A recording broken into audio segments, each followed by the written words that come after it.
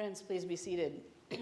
Choking on the water that you just drank is hopefully solved by drinking more water. Today is the end of our liturgical year. It's the last day of a season that we call ordinary time.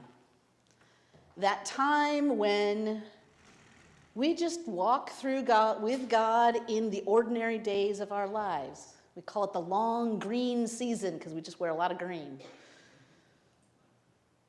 That time when we hear the stories of Jesus' life, everyday stories, when he eats with people and drinks with people and gets maligned because he's eating and drinking with people that he shouldn't eat and drink with. Just as we eat and drink and walk through our days. And we end the year with a story of crucifixion. It's always jarring to me that we end this year with a story of crucifixion, and then next week we jump into Advent, right? And everything around us is telling us that Christmas is starting. Right? There's Christmas decorations everywhere. We haven't even gotten to Thanksgiving yet. We didn't even make it to Halloween this year without Christmas showing up. But Advent is not Christmas. Advent is the story of waiting for God to come. Today is the story of what happens when God comes. When God comes to live among us, we get mad. We don't particularly like what it is that God has to say or do. God lives among us, and we decide that he's far too disruptive for our ways of being. God is far too disruptive for our nice and comfortable lives, far too disruptive for the ways that we think the world should be.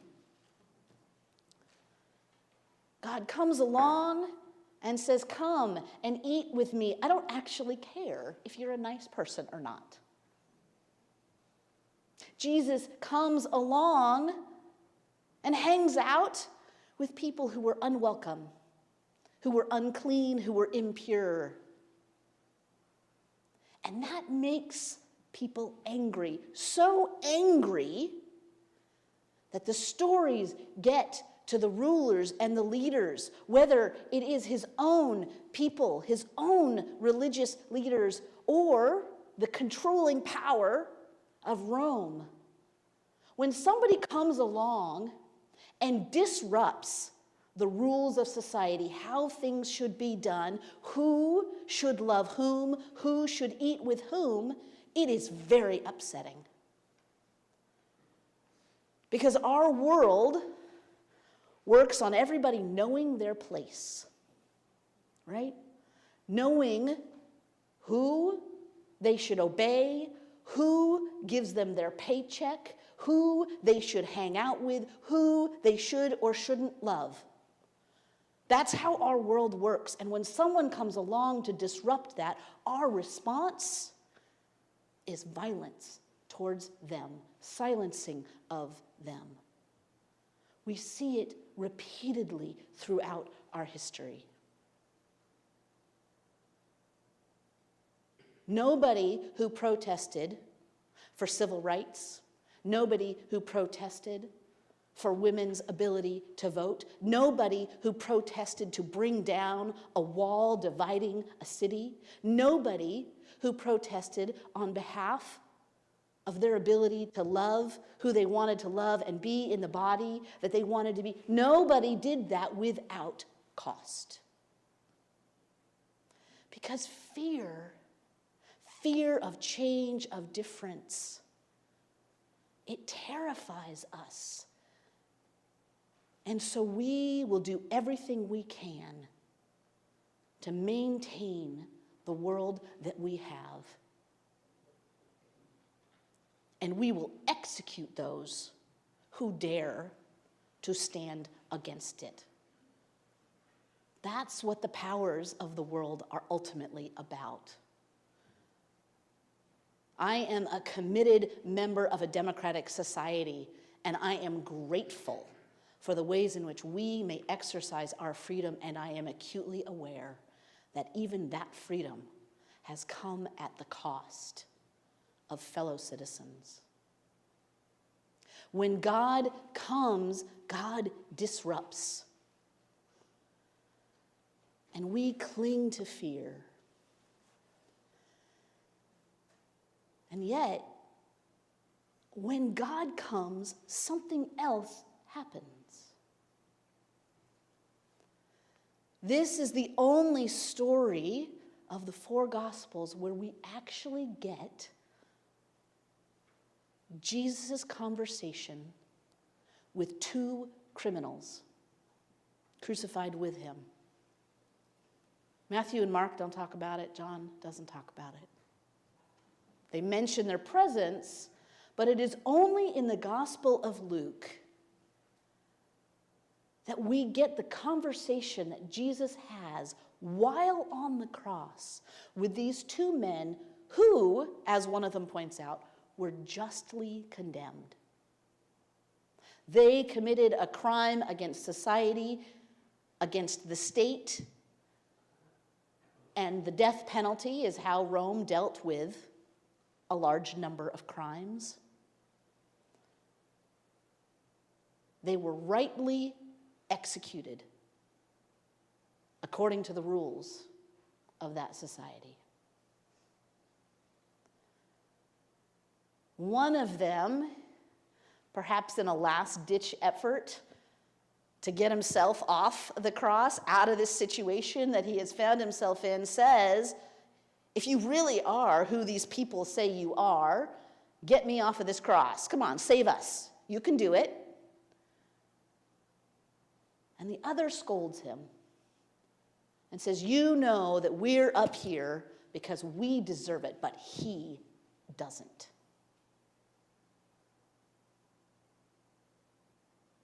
And then Jesus does something amazing.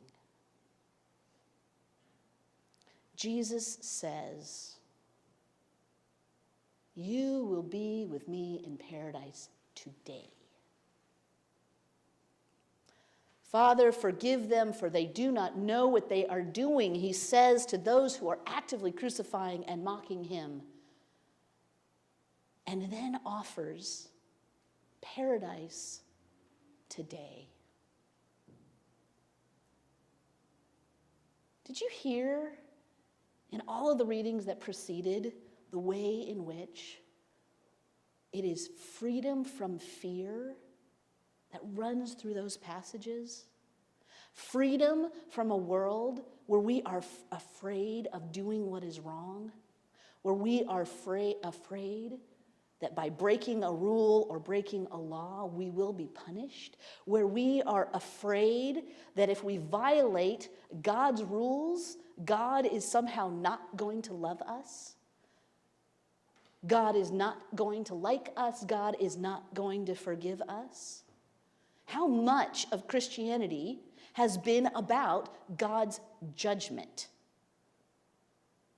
When I say the word judgment, I bet you 99.9% of you hear condemnation, right? That's what we think of as judgment. Judgment is God coming along and saying, you did it wrong. You are guilty. That's what states do. That's what rulers do. That's how we control our world, is by putting people in power who execute judgment. And yet God's judgment on the cross, and it is judgment, is what? It is to offer forgiveness. That is God's judgment. Don't let anybody ever tell you that God's judgment leads to our condemnation, because it doesn't. Over and over and over again, when God comes to be with us, whether it is through prophets, through leaders, through teachers, over and over and over again, what God judges are those things that hurt us, that destroy us, that diminish us. God judges them, says these things are wrong. Instead, come and live a life of hope and faith and joy together. And because I know you can't do it first, my judgment on you is to say you are forgiven for the ways in which we have all failed. Nobody in this scene except Jesus got it right. Nobody succeeded. Nobody figured it out. Nobody loved perfectly. And yet, Jesus' response in that moment is to say,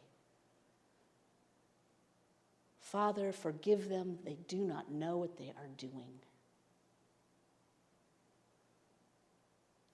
Today, you will be with me in paradise. That is God's judgment. Always, everywhere, and forevermore. Amen.